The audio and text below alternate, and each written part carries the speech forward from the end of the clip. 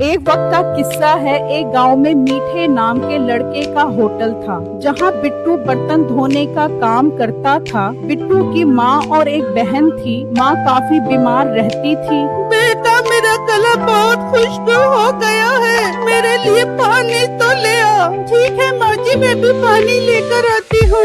वो पानी लेने जाती है, तभी बिट्टू घर आ जाता है। माँ जी, कैसी तबीयत है आपकी?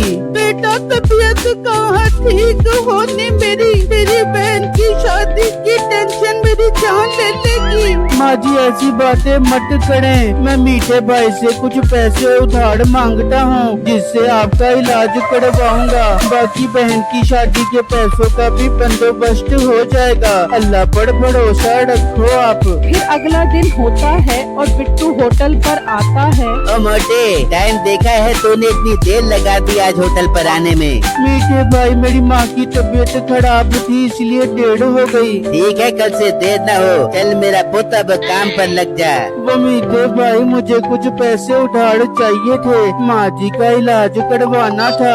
ओ मोटे पेट वाले गेंडे, एक तो तू काम पर देर से आता है, ऊपर से उधार पैसे मांगता है। तू शाबाश, निकल मेरे होटल से और कहीं और जाकर काम ढूंढ। नहीं नहीं मीठे भाई, ऐसा मत करो। तू निकल यहाँ से, वरना धक्के मार मार के निकालूंगा।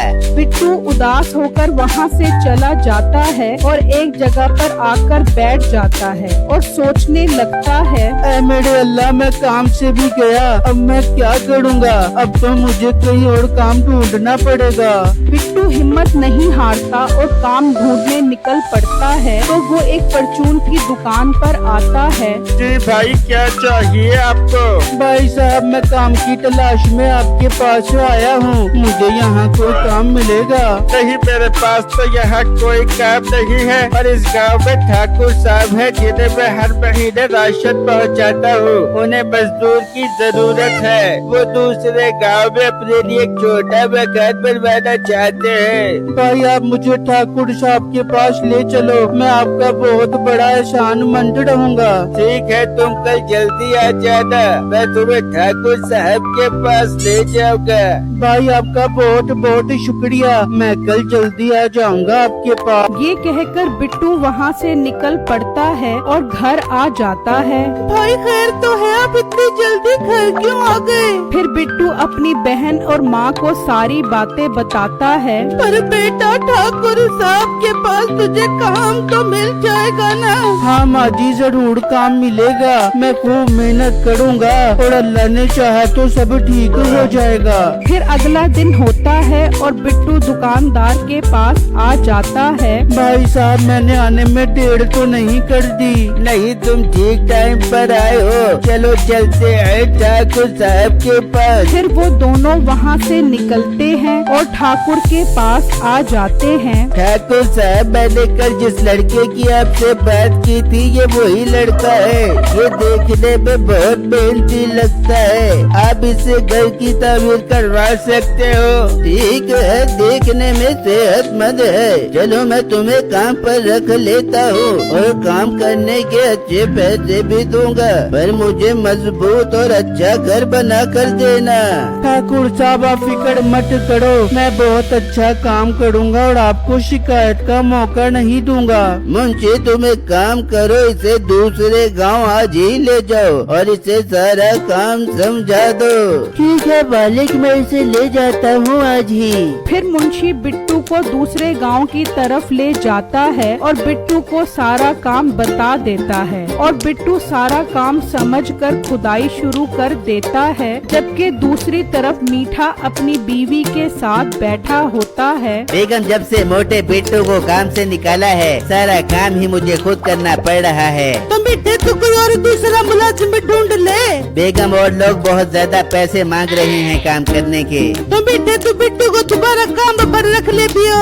बेगम, अभी नई नई बात है, अगर उसके घर गया तो वो नखरे करेगा। कुछ दिन बाद जाता हूँ उसके घर। फिर शाम हो जाती है और बिट्टू अभी तक खुदाई कर रहा होता है। हाय, मैं बहुत थक गया हूँ, थोड़ी देर आराम कर लेता हूँ। फिर बिट्टू वहाँ से जाता है और आराम करने लग जाता है। इस तरह कुछ देर गुजर जाती है तो बिट्टू की आंख खुलती है और वो दोबारा खुदाई शुरू कर देता है। तो उसकी कुल्हाड़ी किसी चीज से टकराती है। जब वो देखता है तो एक बड़ा सा बक्सा होता है। बिट्टू उस बक्से को खोलता है तो उसमें एक तलवार होती है। ये तलवार इस बक्से में क्या कर रही है? मैं इसको ठाकुर साहब के पास ले जाता हूँ क्योंकि ये उनकी जमीन से निकली है। बिट्टू जैसे ही तलवार उठाता है तो अचानक गायब हो जाता है और वो इधर उधर देखता है तो वो एक खतरनाक जंगल में होता है। बिट्टू परेशानी में जंगल पार करने की कोशिश कर रहा होता है तो अचानक उसके सामने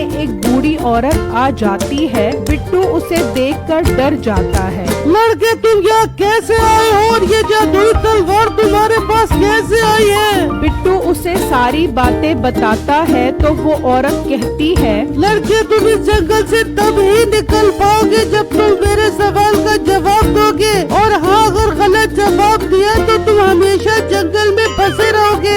अम्मा जी मैं देता हूँ आपके सवाल का जवाब, बस मुझे घर जाने दो। ठीक है मुझे ये बताओ अगर एक तरफ दरिया और दूसरी तरफ समंदर तो तुम किस में डूबना पसंद करोगे? बिट्टू थोड़ी देर सोचने के बाद जवाब देता है, अम्मा जी मैं दोनों में डूबना पसंद नहीं करूँगा। मैं एक लकड़हारा भी हूँ। मैं लकड़ी की एक कश्ती बनाऊंगा और दरिया को पार करूँगा क्योंकि समंदर बहुत बड़ा होता है और छोटी कश्ती इसका मुकाबला नहीं कर सकती। मुझे तुम्हारा जवाब पसंद आया, तुम आगे जा सकते हो मगर इस तलवार का ध्यान रखना तुम्हें आगे इसकी जरूरत पड़ेगी। बिट्टू तलवार के साथ वहाँ से चल पड़ता है। बिट्टू चलता हुआ काफी दूर आ जाता है तो उसकी नजर एक बुजुर्ग पर पड़ती है। बुजुर्ग जंजीरों से दरख्त के साथ बंधा होता है। बिट्टू उस दरख्त के पास आता है। बाबा जी आपको इस दरख्त से जंजीर के साथ किसने बांधा है? बेटा मैंने चिल्ला काट कर जिनको काबू में कर लिया था पर वो दिन नमक हराम निकला। उसने मुझे काफी सालों से जंजीर से दरख्त के साथ बांध दिया है। बेटा तुम मुझे जंजीर से आजाद करवाओ ताकि मैं उस दिन से बदला ले सकूं। पर बाबा जी मैं जंजीर को कैसे खोलूं? ये बहुत मजबूत है। बेटा तुम्हारे पास जो तलवार है वो कोई आम तलवार नहीं है, ये जादुई तलवार है।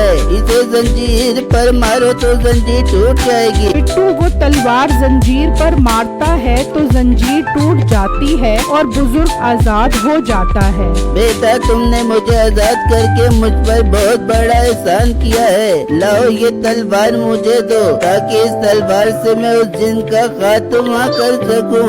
बिट्टू वो तलवार दे देता है। बाबा जी अब मुझे जंगल से कैसे निकालोगे? बेटा मैंने चिल्ला काट कर बहुत सी शक्तियों पर काबू पा लिया है।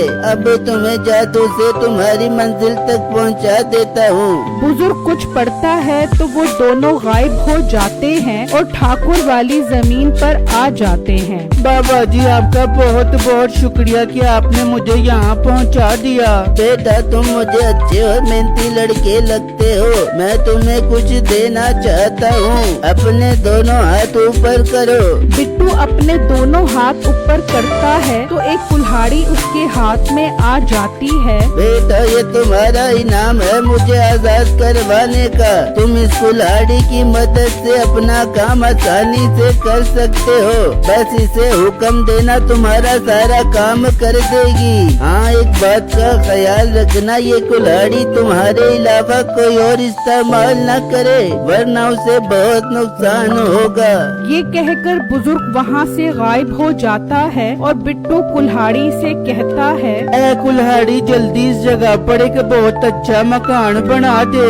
ये कहते ही कुल्हाड़ी जल्दी से अपना काम शुरू कर देती है और एक खूबसूरत घर वहाँ बन जाता है। तभी ठाकुर मुंशी के साथ वहाँ पर आता है तो देखकर हैरान रह जाता है कि बिट्टू ने इतनी जल्दी घर तैयार कर दिया। ठाकुर खुश होकर बिट्टू को अच्छे खासे पैसे देता है। बिट्टू तुमने मुझे बहुत खुश किया है। तुम आज से मेरे पास हमेशा काम करोगे। बिट्टू पैसे लेकर खुशी खुशी घर आता है और अपनी माँ और बहन को सारी बातें बताता है, जिससे सुनकर वो बहुत खुश हो जाती हैं। अरे वाह बेटा, ये कुल्हाड़ी तो बहुत काम की है। इसके इस्तेमाल से तो हम कहीं भी कोई भी घर बना सकते हैं। हाँ माँ जी, उन बुजुर्ग ने मुझे ये बहुत अच्छा तोहफा दिया है। मैं इस कुल्हाड़ी को हमेशा संभाल कर रखूंगा। हाँ बेटा, जाओ और इस कुल्हाड़ी को कमरे में रख दे। मीठा खड़ा ये सारी बातें सुन रहा होता है। अरे वाह, लेने तो मैं मोटे बिट्टू को आया था, मगर मेरे हाथ क्या कमाल की चीज लग गई है। इस कुल्हाड़ी को तो मैं हासिल करके ही रहूंगा। मीठा वहाँ से चला जाता है और आकर अपनी बीवी को बताता है। अरे बेटे, तो सोच क्या रहे, जा जा के वो कुल्हाड़ी लेकर आ जा।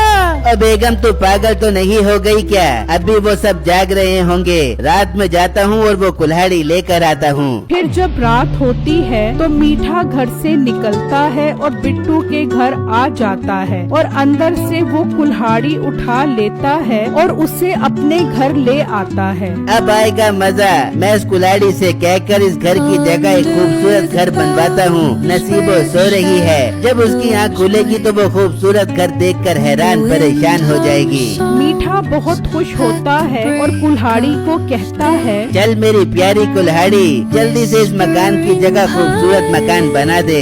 उसके कहने की देर होती है कि उसका मकान वहाँ से गायब हो जाता है और नसीबो जमीन पर गिरती है। और बेटे, ये तूने क्या किया? मैं इतनी प्यारी नींद सो रही थी, ये बड़ा मकान कहाँ चला गया?